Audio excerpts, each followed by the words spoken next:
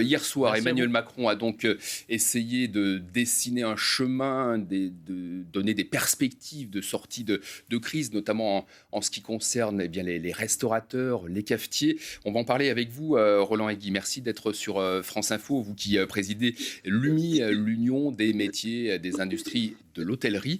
L'agenda proposé hier soir par Emmanuel Macron, même s'il n'a pas donné, le chef de l'État, de date très précise, vous donne quand même un peu d'espoir?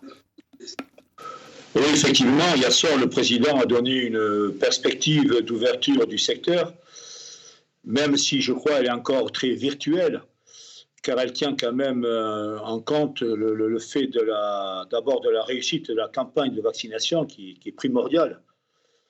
Mais donc, il est toujours très difficile pour la profession de se projeter,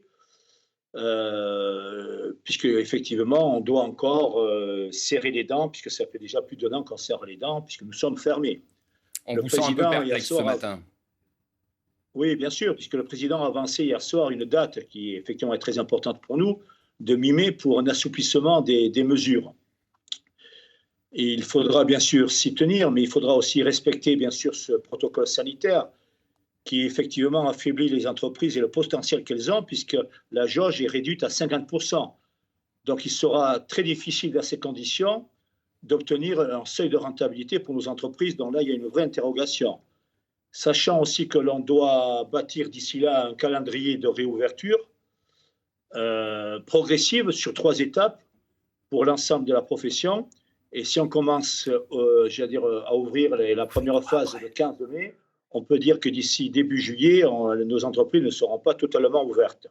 Il faut savoir aussi que depuis la décision d'hier soir, les hôtels qui n'étaient pas obligés de fermer sont tous fermés vont fermer ce week-end, puisqu'effectivement, les Français ne peuvent pas se déplacer dans un rayon de 10 kilomètres.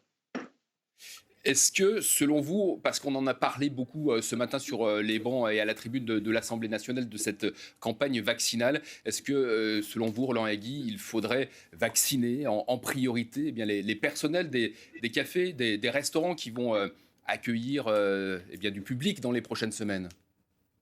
Écoutez, la question est pertinente puisque nous l'avons demandé officiellement au Premier ministre cette semaine, puisqu'effectivement, après les soignants, après les enseignants, nous sommes directement, nos salariés, nous sommes en contact puisque nous avons un travail.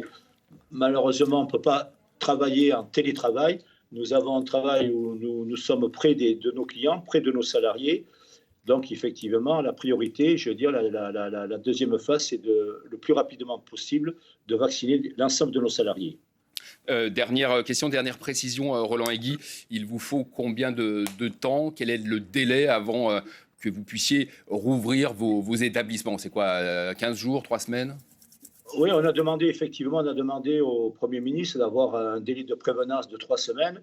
Donc là, s'il nous confirme d'ici là la date, et j'espère, on croise les doigts du 15 mai, on peut imaginer que début mai, on pourra déjà faire rentrer nos salariés dans nos entreprises parce qu'on n'ouvre pas nos hôtels et nos restaurants d'un claquement des doigts. Bon, nous sommes aussi un petit peu rassurés hier soir parce que le président a confirmé quand même que les différentes aides seront prolongées d'ici là. Mais il nous demande de faire un effort supplémentaire, mais je rappellerai quand même à l'ensemble des auditeurs que cela fait effectivement pratiquement un an que nous sommes fermés et que l'effort, on le fait, on s'adapte effectivement dans cette situation qui est très compliquée pour les Français et dans le monde entier. Mais nous sommes, nous, les chefs d'entreprise, dans une situation psychologique et économique qui est très alarmante. Merci Roland Aiguy, président confédéral de l'UMI. Merci d'avoir été avec nous.